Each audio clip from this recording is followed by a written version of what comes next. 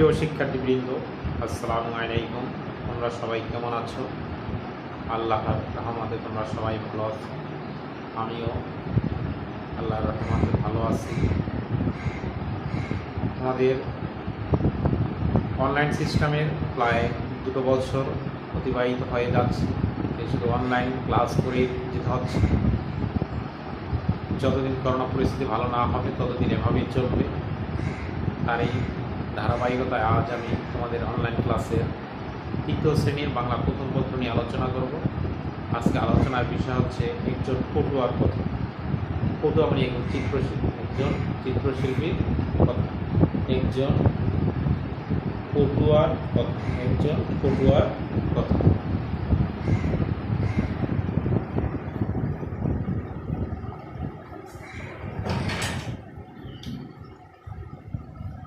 এখানে পটুয়া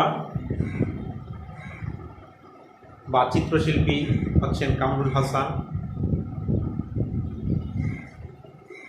1945 সাল পত্রিকায় প্রকাশিত হয়েছে সারা বাংলায় ব্যায়াম ও শরীরচর্চা প্রতিযোগিতার খবর। পত্রিকায় প্রকাশ বা সংবাদ হয়েছে যে বাংলায় ব্যায়াম এবং শরীরচর্চা প্রতিযোগিতার খবর। তাতে প্রথম হয়েছেন একজন শিল্পী। ছবি আঁকার স্কুলে পড়েন তিনি মিস্টার বেঙ্গল হয়েছেন। পত্রিকার ছবি বের হল, চারদিকে হইচই পড়ে গেল। এভাবে যেন সবাইকে তাক লাগিয়ে দিয়েছিলেন তিনি আর কেউ নন, তিনি হলেন শিল্পী কামরুল হাসান। তারপরে অনেক দিন কেটে গেল। 1971 সাল মুক্তিযুদ্ধের বছর। পাকিস্তানি সেনা শাসক ইয়াহিয়া ক্ষমতায়, তার হুকুমে বাংলায় নির্মম হত্যাযজ্ঞ চলে। তার চেহারাকে দানবের মতো করে আঁকলেন তিনি। এই সেই ইয়াহিয়ার ছবি, যেটা দেখতে দানবের মতো, দানব মানে দৈত্য, এর আকারে তিনি অঙ্কন করেছেন। বাংলাদেশের মানুষ আবার নতুনভাবে জানতে পারেন তিনি সেই কামরুল হাসান বাংলাদেশের জাতীয় পতাকার চূড়ান্ত নকশা করেছেন তিনি। তার জন্ম কলকাতায়, বাড়ি বর্ধমান জেলার নারেঙ্গা গ্রামে। বাবার নাম মোহাম্মদ হাশিম, মায়ের নাম আলিয়া খাতুন। কামরুল হাসান জন্মগ্রহণ করেছেন ভারতের বর্ধমান জেলায়। তার বাবার নাম হচ্ছে মোহাম্মদ হাশিম এবং মায়ের নাম হচ্ছে আলিয়া খাতুন। ছোটবেলায় যে স্কুলে পড়তেন সেখানে ছবি আঁকা শেখানো হতো। এভাবে আঁকার প্রতি ঝোঁক সৃষ্টি হলো। বাবা তাকে ভর্তি করে দিলেন কলকাতা মাদ্রাসায়। কিন্তু তার ইচ্ছা ছবি আঁকার স্কুলে পড়বেন। বাবা শেষে বাধ্য হয় তাকে ছবি আঁকার স্কুলে ভর্তি করলেন। বললেন পড়ার খরচ তিনি দেবেন না। তাকে আর্ট স্কুলে ভর্তি করা হয়েছে, কিন্তু শর্ত আরোপ করে দিয়েছে যে তাকে কোনো পড়ার খরচ দেওয়া হবে না। পড়ার খরচ জোগাতে তিনি কাজ করেছেন পুতুলের কারখানায়। তবে কামরুল হাসান কেবল ছবি আঁকা নিয়ে ব্যস্ত ছিলেন না, পাশাপাশি শরীরচর্চা করেছেন। দেশ সেবার তরুণদের সংগঠন ব্রতচারীদের দলে যুক্ত হয়েছেন। তাদের কাছ থেকে পেয়েছেন খাঁটি বাঙালি হওয়ার শিক্ষা। শ্রদ্ধা করেছেন গ্রামের সাধারণ ছবি আঁকিয়াদের। এদের পটুয়া বলা হয়। যারা ছবি আঁকে তাদেরকে বলা হয় পটুয়া। নিজেকে পটুয়া বলে পরিচয় দিতে তার গর্ব হতো। ব্রতচারীদের নিয়ম নীতি মেনে চলেছে। এর মধ্যে কয়েকটা নিয়ম দেখো, কত সুন্দর ভাবতেছে। খিচুড়ি ভাষা বলিব না। খিচুড়ি বলতে সাধু চলিত ভাষা বা বাংলা, হিন্দি, ইংরেজি মিক্স করে কোনো কথা বলবো না। যদি বাংলা বলি সেটা বাংলা বলবো, যদি ইংরেজি বলি সেটা ইংরেজিতে বলবো। ভুলেও ঘুরি বাড়াবো না। ঘুরি বলতে পেটকে বোঝানো হয়েছে বা পাকস্থলীকে বোঝানো হয়েছে, সেটা বড় করা যাবে না। খিদে না থাকিলে খাইব না। যদি ক্ষুধা না লাগে তাহলে অযথা খেয়ে পেটটাকে বড় করার কোনো মানে হয় না বা প্রয়োজন হয় না। বিপদ বাধায় ডরিব না। যত বিপদ আসুক না কেন আমরা এটাকে কোনো ভয় পাবো না। বিলাসিতা ভাব পুষিব না। মনকে সবসময় বিলাসিতা বা ধনী বা মডার্ন এগুলো ভাবে পুষা যাবে না। রাগ পাইলেও রুষিব না। যদি রাগ হয় তখনও রাগ হতে পারে, কিন্তু রাগ হলো সেখানে সেটাকে বড় করে দেখা যাবে না। দুঃখেও হাসিতে ভুলিব না। যদি মনের ভিতরে দুঃখ থাকে তারপর আমাদের কি করতে হবে? হাসতে হবে। হাসার অভিনয় করলেও করতে হবে, যেন দুঃখ আছে সেটা বুঝতে না পারে। দেমাগেতে মন ভুলিব না। কথায় কথায় ফুলানো মুখ ফুলানো যাবে না, বা নাক ফুলানো যাবে না, বা এমন ভাব প্রকাশ করা যাবে না যে তার মনের ভিতরে রাগ রয়েছে। রাগ থাকলেও সেটা স্বাভাবিক অবস্থায় থাকতে হবে। অসত্য চাল চালিব না, যেটা কোনো সত্য না, যেটা কোনো মানে হয় না, যার কোনো কাজ নেই, কিন্তু সে কাজটা আমরা করব না। দৈবে ভরসা রাখিব না, যে দৈব ভাবে এটা হবে ওটা হবে এর উপরে নির্ভর করব না। যা কিছু হয় সেটা তার নিজের ভাগ্যের এবং সৃষ্টিকর্তা প্রদত্ত, এটা উপর বিশ্বাস রাখতে হবে। কোনো দৈব বা কোনো বিষয়ের উপরে বিশ্বাস করা যাবে না। চেষ্টা না করে থাকিব না, কখনো চেষ্টা ছাড়া আমরা থাকবো না। যে কোনো কাজের জন্য বা যে কোনো প্রক্রিয়ার জন্য আমাদের সবসময় কি করতে হবে? চেষ্টা করতে হবে। চেষ্টা ব্যতীত কোনো আমরা সফল হতে পারবো না। এই জন্য আমাদের কি করতে হবে? সবসময় চেষ্টা করতে হবে। বিফল হলেও ভাঙিব না। যদি আমরা বিফলে যাই বা এই কাজটা আমরা অনেক চেষ্টার পরেও যদি সেটা ব্যর্থ হই, তারপর ভেঙে পড়া যাবে না, নতুনভাবে আমাদের করতে হবে। ভিক্ষা জীবিকা মাগিব না। এখানে ভিক্ষা করে জীবিকা নির্বাহ করব না। যতই কঠিন কাজ হোক না কেন সেই কাজগুলো করে জীবন অতিবাহিত করতে হবে। ভিক্ষা বৃত্তি করা যাবে না। কথা দিয়ে কথা ভাঙ্গিব না। কখনো কোনো সময় বা কোনো অবস্থায় বা কোনো প্রেক্ষাপটে আমরা কথা দিয়ে কথা ভঙ্গ করার চেষ্টা করব না। একজন ব্রতচারী বা একজন ব্যায়াম বা শরীরচর্চা প্রতিযোগের ক্ষেত্রে এগুলো আমাদের অবশ্যই মেনে চলতে হবে। যেমন খিচুড়ি ভাষায় বলিব না, ভুলেও ভুঁড়ি বাড়াবো না, খিদে না থাকিলে খাইব না, বিপদ ভাতায় ডরিব না, বিলাসিতা ভাব পুষিব না, রাগ পাইলে রসিব না, দুঃখেও হাসিতে ভুলিব না, দুঃখেও হাসিতে ভুলিব না, দেমাগেতে মনে ভুলিব না, অসত্য চাল চালিব না, দৈবে ভরসা রাখিব না, চেষ্টা না করে থাকিব না, বিফল হলেও ভাঙিব না, ভিক্ষা জীবিকা মাগিব না, কথা দিয়ে কথা ভাঙ্গিব না। একজন ব্রতচারী এই বৈশিষ্ট্যগুলো অবশ্যই থাকতে হবে। ব্রতচারীদের এসব শিক্ষা তার মনে গেঁথে গিয়েছিল। সে সবসময় সহজ সরল জীবনযাপন করেছেন। কামরুল হাসান যুক্ত হয়েছিলেন শিশু কিশোর সংগঠনের সঙ্গে। মুকুল ফৌজের নায়ক ছিলেন। কিশোরদের তিনি ব্যায়াম শেখাতেন। সহজ সরল জীবনের কথা তাদেরকে বলেছেন। শিখিয়েছেন সততা, শিখিয়েছেন দেশকে ভালোবাসতে, মানুষকে ভালোবাসতে। মানুষ ও দেশকে ভালোবাসতেন তিনি। এই জন্য 1971 সালে মুক্তিযুদ্ধে গিয়েছিলেন। তিন কন্যা, নায়র, উকি ইত্যাদি তার ছবির নাম।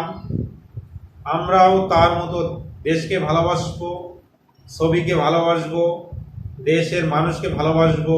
তাহলেই হবে কল্যাণ, তাহলেই হবে দেশের উন্নয়ন বা দেশের সার্থকতা। এই হচ্ছে একজন পটুয়া কামরুল হাসানের জীবনী বা তার সম্পর্কে আমরা অনেক কিছু জানলাম। তিনি 1945 সালে বাংলায় ব্যায়াম এবং ও শরীরচর্চা প্রতিযোগিতার মাধ্যমে তিনি বিশ্বজগতে বা পরিচিতি লাভ করেন।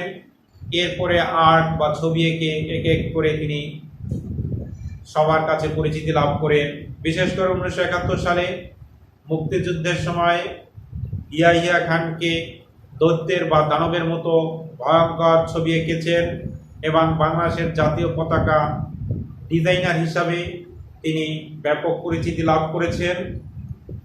তিনি বিভিন্ন ধরনের কিশোর সংগঠন, মুক্তি ফৌজ এগুলো সংগঠন করেছেন। সংগঠনের মাধ্যমে দেশ ও জাতির উন্নয়নের জন্য তিনি অনেক কাজ করেছেন। তিনি মুক্তিযুদ্ধে অংশগ্রহণ করেছেন। এ হচ্ছে কামরুল হাসানের মোটামুটি জীবনী। এখন এখানে কিছু গুরুত্বপূর্ণ শব্দ অর্থগুলো রয়েছে, আমি শব্দ অর্থগুলো নিয়ে আলোচনা করব, তোমরা লক্ষ্য করো।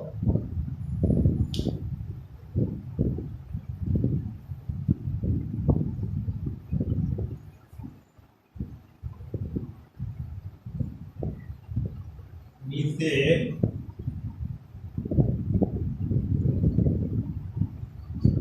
শব্দগুলো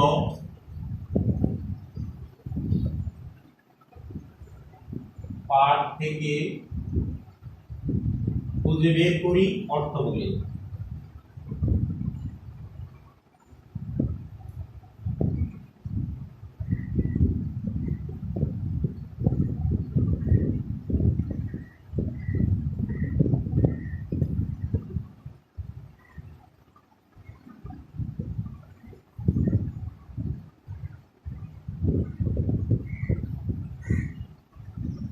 নিচের শব্দগুলো পাঠ থেকে খুঁজে বের করি এবং অর্থ বলি। এখানে কি আছে? ব্যায়াম।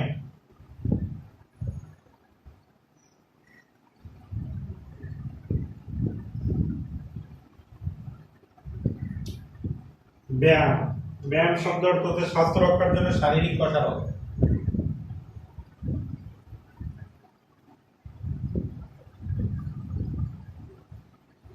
স্বাস্থ্য রক্ষার জন্য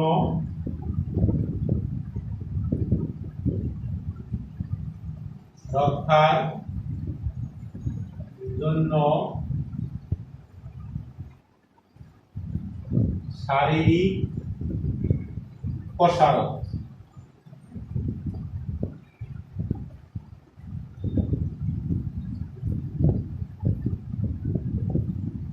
ব্যায়াম ব্যায়াম শব্দের অর্থ হচ্ছে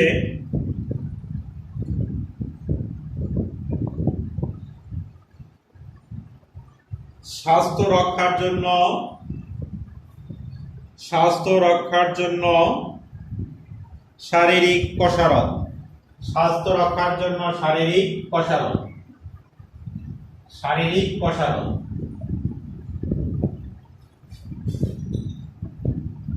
শারীরিক কসরত। এরপর রয়েছে হইচই।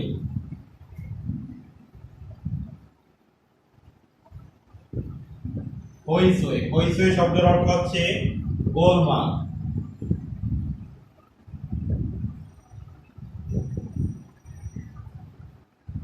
হইচই হইচই শব্দের অর্থ হচ্ছে গোলমাল। গোলমাল। তারপর হচ্ছে সেনা শাসক। সেনা শাসক। সেনা শাসক শব্দের অর্থ হচ্ছে দেশের শাসক হিসাবে দেশের শাসক হিসাবে সেনাবাহিনী কর্মকর্তা। সেনাবাহিনীর কর্মকর্তা।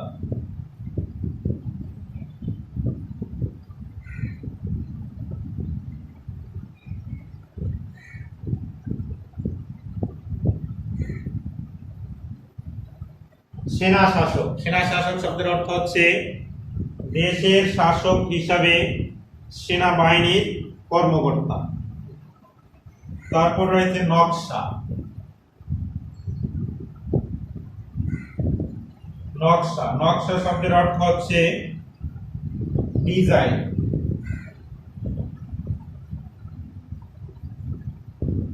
নকশা শব্দের অর্থ হচ্ছে ডিজাইন। তারপর রয়েছে মাদ্রাসা।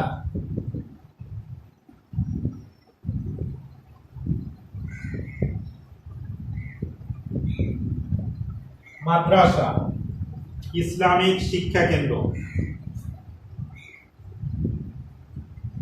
ইসলামিক শিক্ষা কেন্দ্র।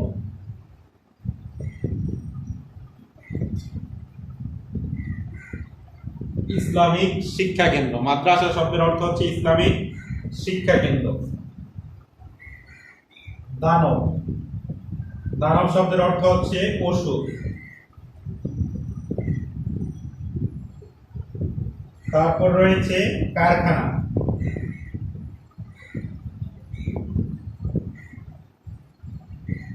কারখানা কারখানা শব্দের অর্থ যে স্থানে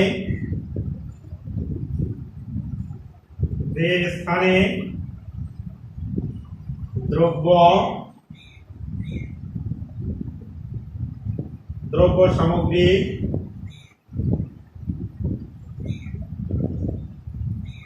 তৈরি করা হয়। যে স্থানে দ্রব্য সামগ্রী তৈরি করা হয়। এরপর রয়েছে ব্রতচারী।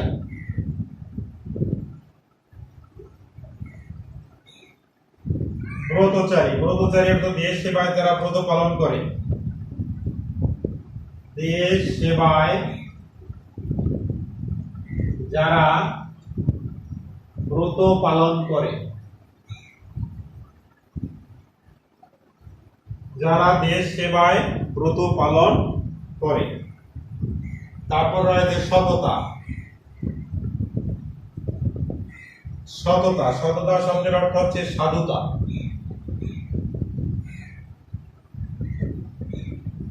সততা শব্দের অর্থ হচ্ছে সাধুতা। পটুয়া, চিত্রকর। পটুয়া শব্দের অর্থ হচ্ছে চিত্রকর। সংগঠন।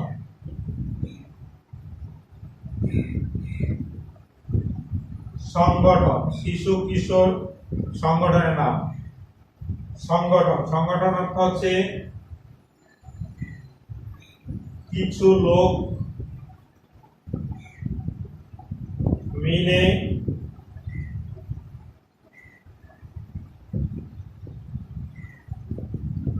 গড়ে তোলা দল।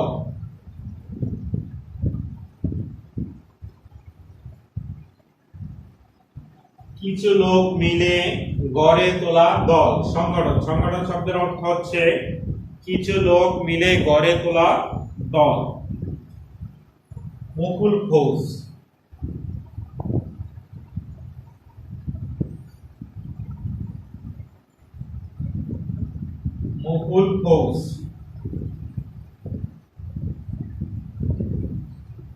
মুকুল ফৌজ শব্দের অর্থ হচ্ছে শিশু কিশোর সংগঠনের নাম। শিশু কিশোর সংগঠনের নাম।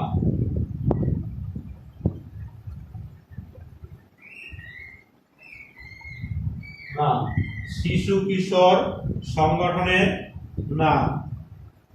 কিশোর। এরপর রয়েছে দেখো কিশোর।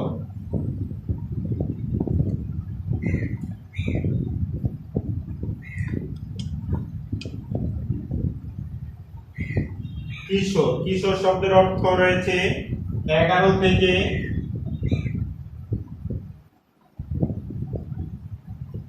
15 বছর বয়সী ছেলে। কিশোর শব্দের অর্থ হচ্ছে 11 থেকে 15 বছর বয়সী ছেলে। তারপর রয়েছে নায়ক।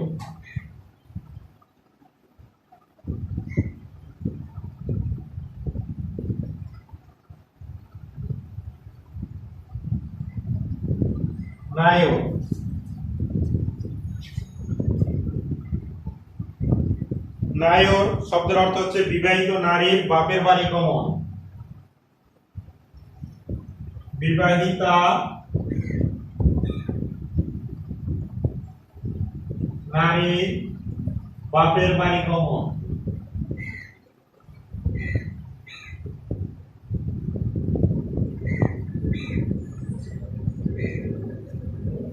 নায়র শব্দের অর্থ হচ্ছে বিবাহিত নারীর বাপের বাড়ি গমন। এরপরে রয়েছে নায়ক। নায়ক শব্দের অর্থ হচ্ছে নেতা। নায়ক শব্দের অর্থ হচ্ছে নেতা।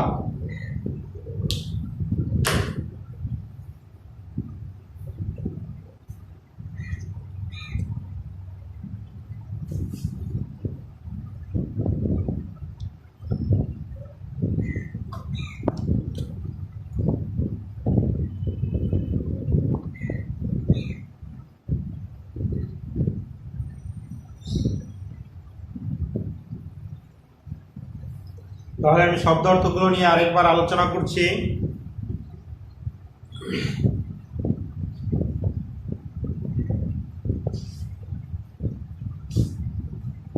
ব্যায়াম। ব্যায়াম শব্দের অর্থ হচ্ছে স্বাস্থ্য রক্ষার জন্য শারীরিক কসরত, শারীরিক কসরত। হইচই। হইচই শব্দের অর্থ হচ্ছে গোলমাল। হইচই শব্দের অর্থ হচ্ছে গোলমাল। সেনা শাসক। দেশের শাসক হিসাবে সেনাবাহিনীর কর্মকর্তা। দেশের শাসক হিসাবে সেনাবাহিনীর কর্মকর্তা। তারপর রয়েছে নকশা। নকশা শব্দের অর্থ হচ্ছে ডিজাইন।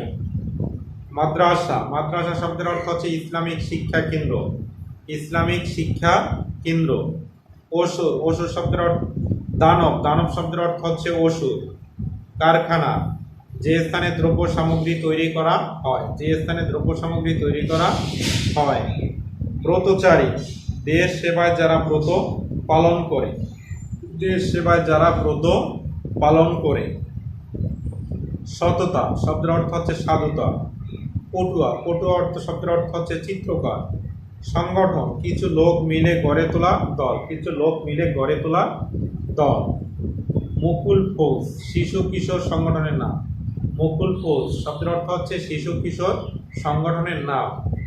তারপর রয়েছে কিশোর। কিশোর হচ্ছে 11 থেকে 15 বছর বয়সী শিশু বা ছেলে। 11 থেকে 15 বছর বয়সী ছেলে। নায়ক। নায়ক শব্দের অর্থ হচ্ছে বিবাহিতা নারীর বাপের বাড়ি গমন। নায়ক। নায়ক শব্দের অর্থ হচ্ছে নেতা। নায়ক শব্দের অর্থ হচ্ছে নেতা। তাহলে আজকে আমাদের এই পর্যন্তই।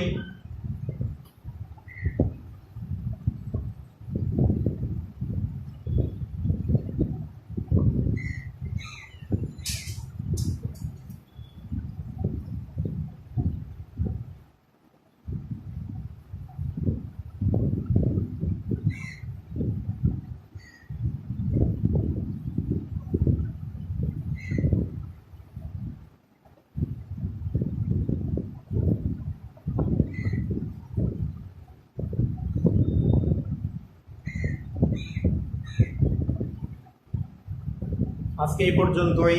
সবাই ভালো থাকো, সুস্থ থাকো এবং বাসায় থেকেই তোমাদের লেখাপড়া কার্যক্রমগুলো পরিচালনা করো। তাই সবাই ভালো থাকো, সুস্থ থাকো। আল্লাহ হাফেজ।